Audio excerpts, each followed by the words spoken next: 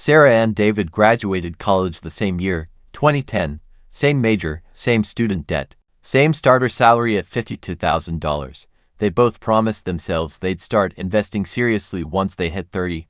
January 2015, they're both 30. They both open brokerage accounts with Fidelity. They both commit to investing $800 every single month. No exceptions. Sarah decides to build her own portfolio. She's smart, reads the Wall Street Journal, listens to earnings calls.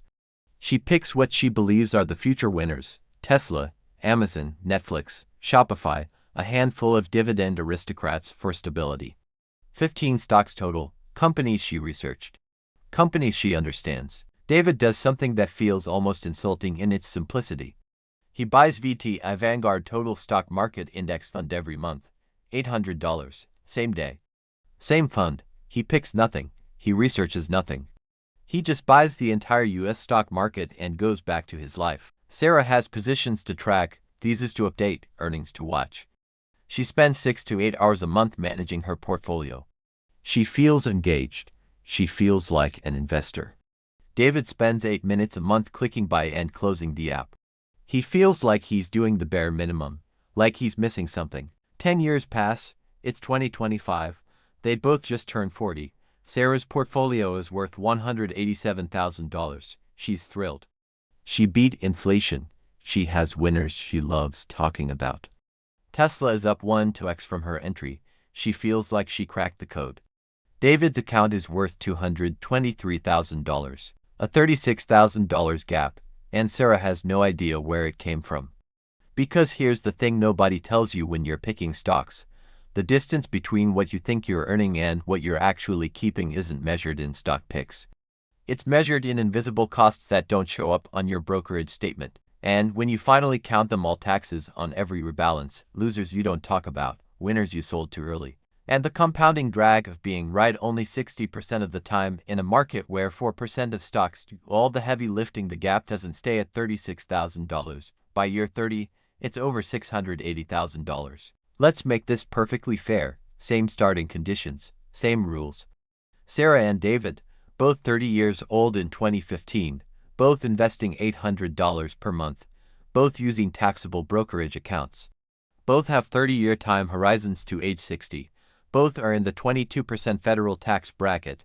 The only variable is strategy. Sarah's approach: individual stock portfolio, 12 to 15 names at any given time. She diversifies across sectors: tech, consumer, healthcare, financials. She rebalances quarterly. She sells losers that drop more than 25%. She takes profits on winners that double. She replaces underperformers with what she believes are better opportunities. She treats this like a craft. David's approach: VTI, every month, same amount, never sells. Total US stock market, 3,700 plus companies weighted by market cap. Expense ratio, 0.03%. 0 hours of research, 0 thesis, 0 rebalancing. Just systematic buying and ignoring. For the first 3 years, Sarah looks like a genius. Her Tesla position, which she bought in 2016 at $42 per share, hits $350 by 2018. That's an 8x return in 2 years. She tells everyone she should. It's an incredible win. Her Netflix position triples. Her Amazon is up 140%. She has stories at every dinner party. David has nothing to say. VTI went up 11% this year. Nobody asks follow-up questions. Nobody's impressed. It's not a conversation starter. It's a conversation ender. But here's what Sarah doesn't mention at those dinner parties: the $4,200 she lost on a biotech stock that tanked after a failed FDA trial. The $2,800 loss on a retail stock she sold in panic during the 2018 correction. The position she held for 14 months waiting for it to come back that she finally sold at a 19% loss. The stock she sold after it doubled, only to watch it triple the following year. When Sarah tells her investing story, she's telling the highlight reel. When she looks at her brokerage statement, she's seeing the full movie. By year 3, Sarah's account, $34,700. David's account, $36,100. Sarah doesn't notice the gap. Before we go further, you need to see the single most important piece of stock market research most retail investors have never heard of. In 2018, Professor Hendrik Bessembinder at Arizona State University published a study that should be mandatory reading for anyone buying individual stocks. He analyzed every publicly traded U.S. stock from 1926 to 2016. That's 25,300 companies over 90 years. He asked one devastating question: how many of these stocks beat the returns of one-month Treasury bills over their lifetime? Not the S&P 500, not inflation. Just the safest, lowest return government bond in existence. The answer: less than half. 57.4% of all stocks underperformed one-month Treasury bills over their full lifetime. But it gets worse.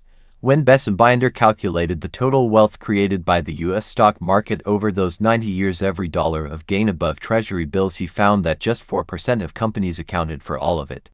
The other 96% collectively matched Treasury bills. And here's the part that destroys the stock-picking thesis. Just 86 companies out of 25,300 created half of all wealth in the U.S. stock market. 86 stocks, half of all wealth. If you didn't own those specific 86 stocks, you mathematically could not capture the full return of the U.S. stock market. Sarah is holding 15 stocks at any given time. Even if she's picking better than random, she still has to correctly identify which of her stocks will be in that top 4%, and then hold them for decades without selling. David owns every single one, all 86 wealth creators. From the day they went public, automatically. Let's count the costs Sarah is paying that don't show up as line items on her statement. Cost number 1. Concentration risk in a positively skewed market. Stock market returns aren't normally distributed, they're positively skewed. That means a small number of extreme winners drag the average up. Sarah held Tesla. Great. But she sold it in 2020 after it won 0x because it was overvalued. She locked in a massive win. She also missed the next 3x that followed. She never owned Nvidia. She thought it was a gaming chip company in 2015. It became the backbone of AI and returned to 4x. David never made those mistakes because he never made those decisions. VTI bought Nvidia the day it was added to the index. VTI held Tesla through every valuation panic. VTI owned every extreme winner automatically. Average annual drag from concentration risk, approximately 1.8%. Cost number 2. Taxes on active trading.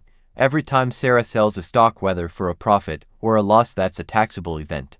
Her portfolio turnover rate averages about 22% per year. David's VTI has a turnover rate of 4% per year, and most of that is handled tax efficiently through the ETF structure. Over 30 years, Sarah pays approximately $71,000 in federal capital gains taxes during her accumulation phase. David pays approximately $9,200. That's a $61,800 difference. Every dollar Sarah pays to the IRS is a dollar that stops compounding. Cost number 3. Behavioral mistakes. Sarah is human. She does these things. Not because she's dumb. Because every human does when they have positions they care about emotionally. In March 2020, when COVID crashed the market, Sarah sold 3 of her positions because the economy was collapsing. She bought back in 6 months later at higher prices. Now add them up.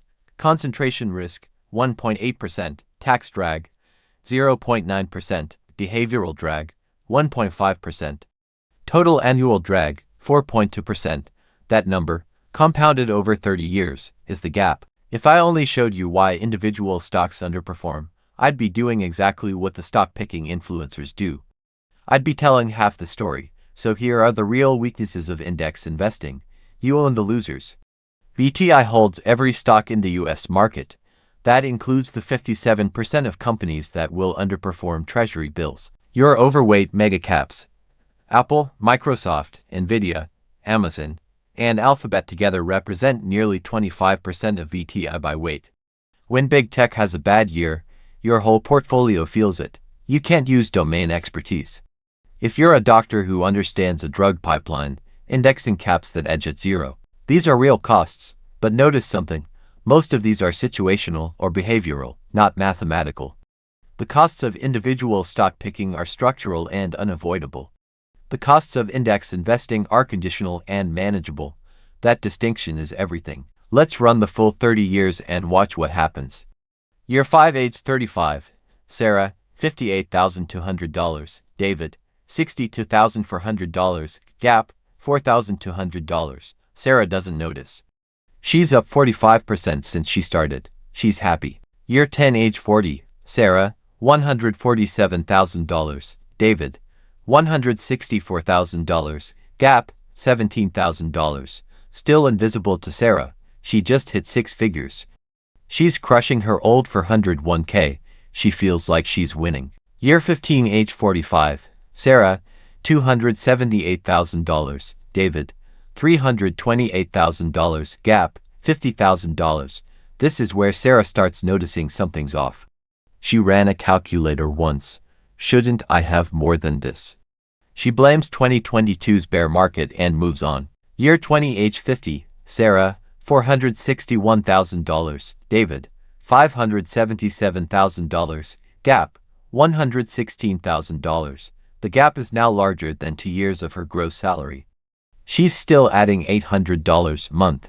Her account is still growing, but David is pulling away. Year 30, age 60. Sarah, $1,068,000. David, $1,402,000. Gap, $334,000. Wait, earlier I said the gap was over $680,000. What happened?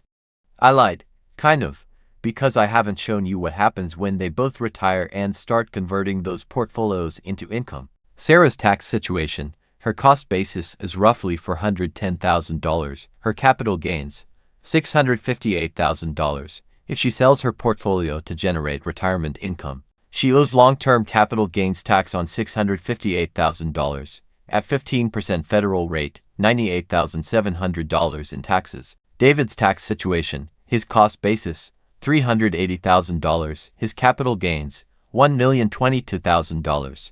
But here's the difference. David never plans to sell. He holds VTI and lives off the qualified dividends. And when David dies, his heirs inherit his VTI with a step-up in basis. Every dollar of gain, tax-free, forever. Post-tax retirement wealth. Sarah, $969,000. David, $1,402,000. Gap, $433,000. But we're still not done. Because Sarah spent approximately 7,800 hours over 30 years researching stocks. That's 3.75 years of full-time work. If Sarah had spent those 7,560 extra hours learning a skill, building a side income, or just living her life, what would that have been worth?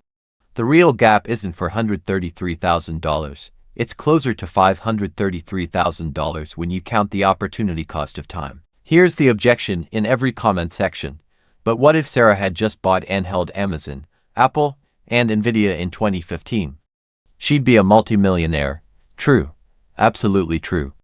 But notice what that requires. She had to know in 2015 that those three would become what they became. Here's the counterexample no one talks about. In 2015, GoPro was the future of content creation. The stock was $50. It's for dollars today. In 2015, Fitbit was the future of wearables. It got acquired for less than its IPO price. In 2015, Twitter was an essential platform. Every one of these was obvious at the time. None of them worked. For every I bought Amazon in 2015 story, there are 50 I bought failed company in 2015 stories that never get told. David didn't need to know which would win. He owned all of them. The winners more than paid for the losers. Sarah needed perfect foresight and inhuman discipline. I'm not saying individual stocks are always wrong. There are situations where they genuinely make sense. Inside a Roth IRA, all the tax drag I described disappears. If you want to pick stocks, do it here. Gains grow tax-free forever. If you have genuine domain expertise.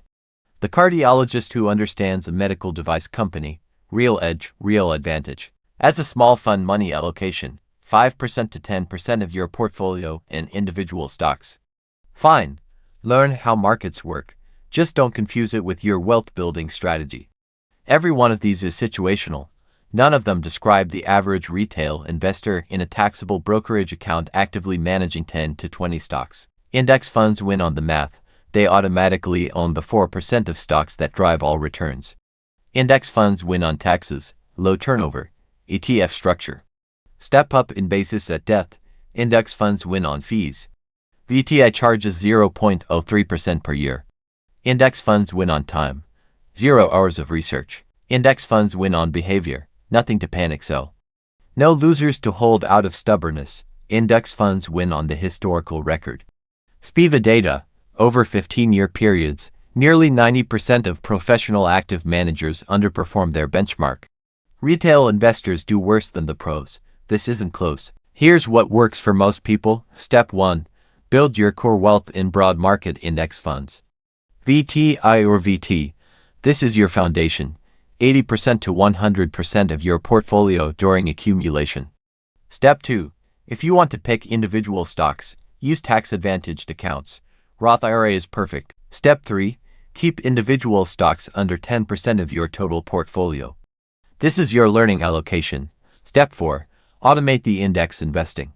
Set it and forget it. Monthly contributions, no decisions. Step 5. Ignore the noise. Your portfolio's job isn't to beat everyone else. It's to reach your financial goals. Sarah didn't lose because she was dumb. She lost because the math of stock picking is brutal, and no one explained the full cost. David didn't win because he was smart. He won because he accepted that beating the market isn't the goal, capturing the market's return is. If you want to run these exact numbers with your own contribution amount, your own time horizon, your own tax situation, I've built the calculator we used for Sarah and David, and you can access it in the description. And I'm curious, are you currently holding individual stocks in a taxable brokerage account? If so, what's your thesis? What are you seeing that makes you think you can beat the 90% underperformance rate of professionals? Not judging, genuinely asking. Drop it in the comments. And if this changed how you think about stock picking versus indexing, share this with one person who's still convinced they can pick the next Amazon. The math doesn't care about conviction. It just compounds. See you in the next one. If you want more math-based breakdowns like this, no hype, just numbers, subscribe.